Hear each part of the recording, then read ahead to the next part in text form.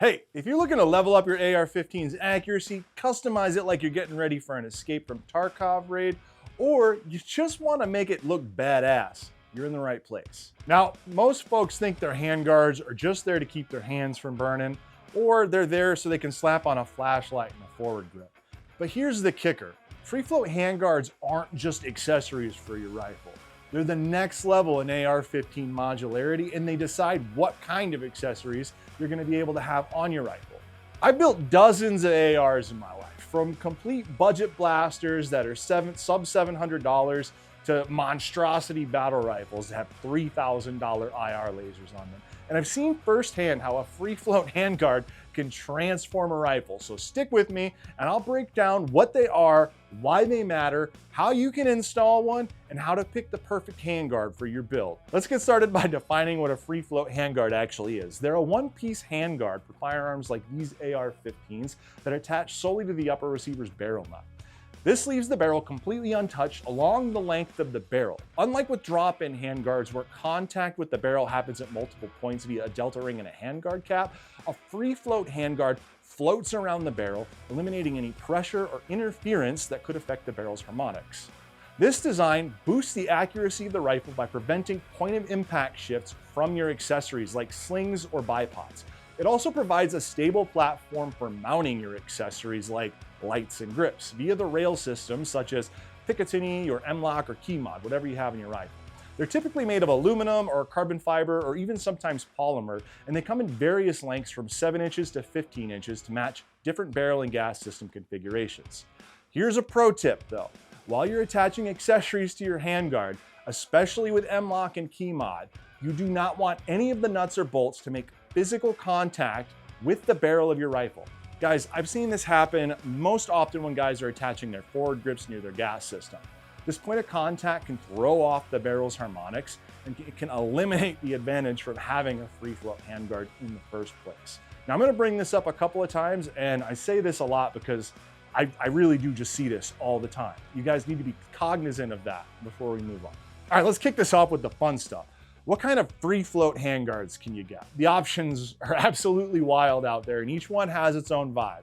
Your handguard isn't just a grip, guys. It's the backbone of your AR's customization. You've got quad rail handguards, like the Daniel Defense Riz 2. Guys, these things are tanks. They have full Picatinny rails at the 12, 3, 6, and 9 o'clock position for all of your accessories, but they're heavy. And without rail covers, they're like gripping a cheese grater. If you're into the classic GWAT aesthetic and you want something that's built to take a bomb blast, and you don't want to bother fighting with Keymod or M-LOK accessories, then you're probably in the quad rail gang like me.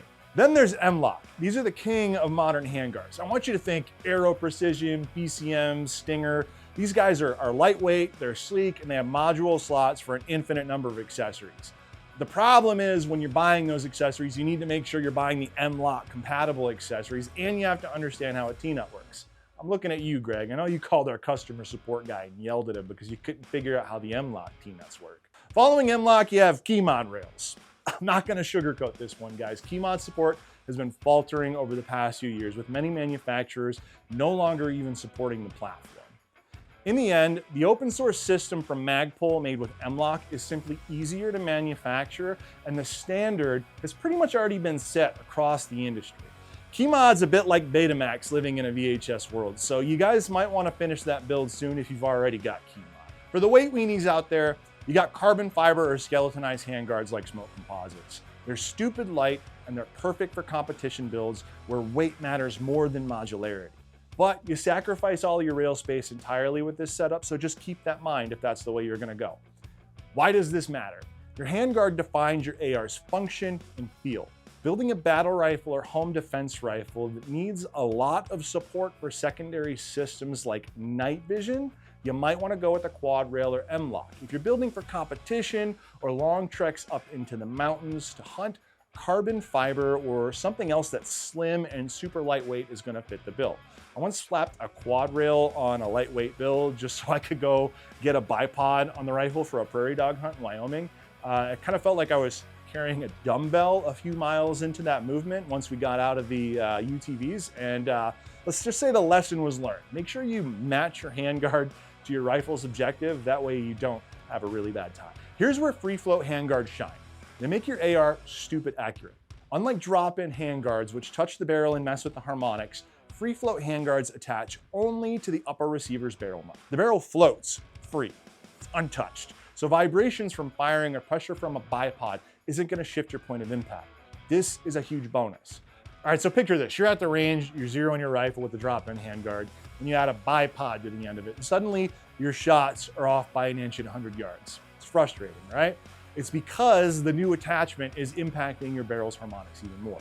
With a free-float handguard, that's not the case, unless you're like my buddy who ended up attaching a forward grip right underneath of his gas block with the M-lock nut touching the gas block, putting pressure, upward pressure on the barrel, which totally threw off the harmonics of his rifle. It was me, I'm the buddy. Be cognizant of this, guys. It's a big deal, and I see it all the time, and this is not the last time I'm gonna remind you about it. Speaking of which, modularity is insane with a lot of these new handguards. M-lock or Picatinny rails let you mount lights, lasers, or grips anywhere that you could possibly want to. Now, I know you can get Picatinny or M-lock drop-in handguards at a relatively budget price point, but you still have to go out of your way for that. With free floats, it's pretty much a standard operating procedure to have some kind of mounting system on the handguard. Okay guys, so we've got our handguard here ready to go. We're gonna install this on something that's already set up for free float just to save a bit of time. You've got an older system like this with front sight post gas block and old school delta ring. I want you to go ahead and check this card in the upper right hand corner. So we've got a basic AT3 quad rail. This is an older system. Most of the rails we've got in the shop right now are either AT3 or Stinger. It's not us being biased, it's just what we've got. This should be similar for most of your systems. First thing you're gonna wanna do is make sure there's no hardware already pre-installed on your handguard so that you can slide it over the barrel. In the case of this one, we've got two nuts here, and we've got two nuts here. These are between 30 and 60 for your torque spec. Make sure you check the manufacturer and find out what that is and make sure you're getting it done properly. Let me help you out with the decision matrix so you can figure out what kind of handguard is going to get the job done for you. If we're building a home defense gun that's going to sit at the bedside table, weight might not be as much of an issue as modularity. Quad rails and M-lock are probably going to be the way that you want to go for this. If we're building out a gun for varmint hunting in Wyoming, where we know we're going to move a lot on foot through rough terrain, keeping some modularity while slimming down the weight profile is going to be king. And when you need the king, M-lock wins. If we're competition shooting and shaving off every single ounce to fight fatigue during a long match day, then you're probably gonna wanna look at something like a skeletonized system or carbon fiber. Just make sure you practice though, because a $400 Brigand handguard isn't gonna be what makes you win the competition. That's on you. Second, you have to know what your barrel and gas system length is. Pause the video and check out this graph that our editor Sam made if you need a quick refresher on the appropriate lengths. Low profile gas blocks are also often required here as well. So if you're upgrading from a drop-in system, keep this in mind and be prepared to make that swap. You might need some tools for that, but I promise it's really not that hard. Speaking of needing to change out systems, if you have a drop-in system that you're upgrading from, this is gonna be your third step. Check your barrel nut. If you have a standard mil-spec barrel nut already, most handguards are already gonna just work for you. That said, there's some handguard systems out there that have a proprietary barrel nut. So you want to make sure that that proprietary barrel nut is actually included with the handguard that you're buying. If not, which is super rare in most cases where the barrel nut is proprietary, make sure you grab one of those too so you're not stuck waiting on the order of shame before you install your brand new handguard. Last but not least, guys, your budget. Like anything in the shooting space, you can go from spending $65 on a 2A Basics free float handguard all the way to spending $500 plus on a Daniel defense system. For most people, I'd say the sweet spot is between $150 and $250, which is gonna get you in the door with a lot of killer companies like Stinger and BCM. Now that you have your decision matrix ready to go and you've probably already got something in mind, let me talk you out of free float handguards for a second. It wouldn't be cool to get you all hyped up on these without telling you about some of the negatives too. I'm gonna be real with you guys, installation can be a hassle, and that goes double for when you want to take your handguard off for some basic maintenance. This is, of course, when you compare it to the drop-in handguard system, which is just as simple as compressing the delta ring and popping off the handguard. Here with free float handguards, you're gonna need tools and you're gonna need to worry about losing small screws. It's not so if you've got a drop-in handguard, you just compress the ring and pop the handguard off. We've also got to take into consideration what's needed to actually upgrade a free-float system if your rifle already has a delta ring and a drop-in handguard installed. If you're working with a delta ring system and you don't have access to a comprehensive set of armorer's tools, or if you don't have the interest of actually getting them and learning about this stuff, it might not be an economic decision for you to personally do this specific upgrade yourself. You're gonna have to take off a gas block, you're gonna have to take off the barrel nut, you're gonna have to pull out your barrel, all kinds of good stuff to make that transition happen.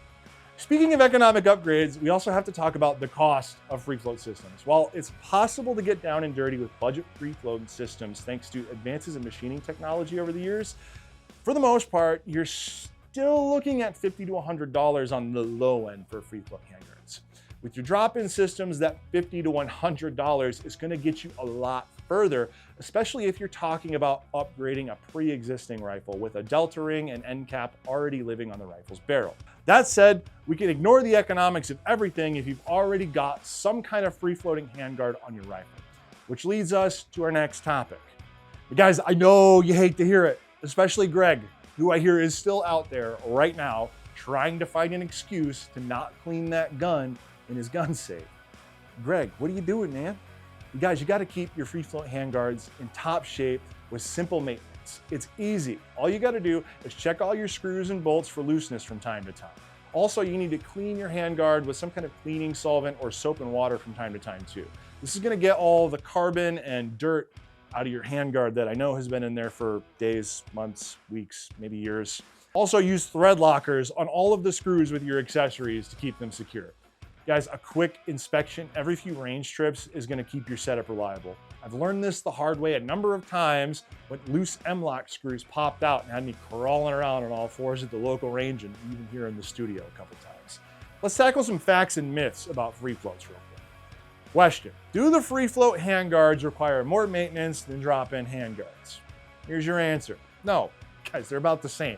Both are gonna need regular checks for loose screws, and you're gonna need to bust dirt and rust off of them from time to time, especially after heavy range days. With free floats, you just gotta make sure the barrel nut and the mounting screws stay tight and clean with solvent or mild soap, and you're golden. The myth that free floats are high maintenance comes from their complex install, not the upkeep, meaning Greg gets a break on this one.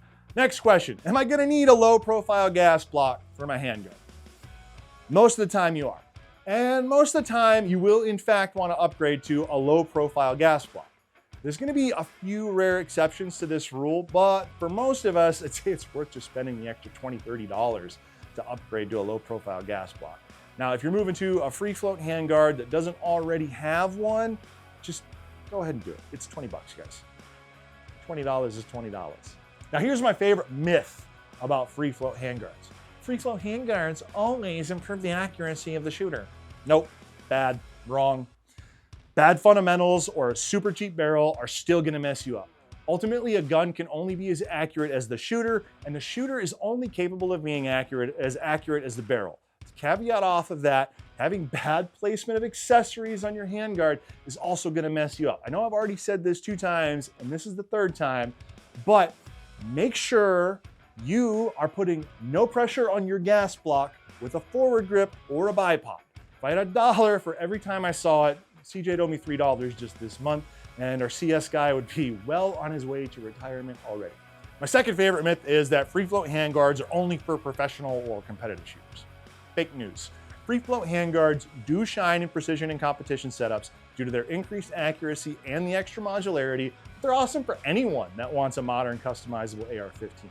Most shooters love them for mounting gear, and even the hobbyists can enjoy the sleek look and lightweight options like M-lock or carbon fiber. Guys, you don't gotta be a pro to like the benefits of a free float handguard. Just pick one that fits your budget and your build and go for it. I'm not your dad. I'm not gonna judge you on how you build your rifle. Free float handguards, you know what they are now if you didn't already. You know how they work if you didn't already, and you probably even understand a bit better how to install them. They offer endless customization, and they can help your rifle stop thumbs on Instagram too. They might not be super cheap, and they might be a bit harder to install than a drop-in, but they're definitely the new standard, and we don't see things going back anytime soon. Here's the truth. Your AR is only good as the choices you make and the skills you build behind it. If you got questions, drop them down here in the comments section and I'll get back to you as soon as I can. If you're a drop-in maxi that got here by accident, go ahead and check out this guide to drop-in handguards that we put together last week. Oh, and Greg, go clean your rifle. I know you haven't done it yet.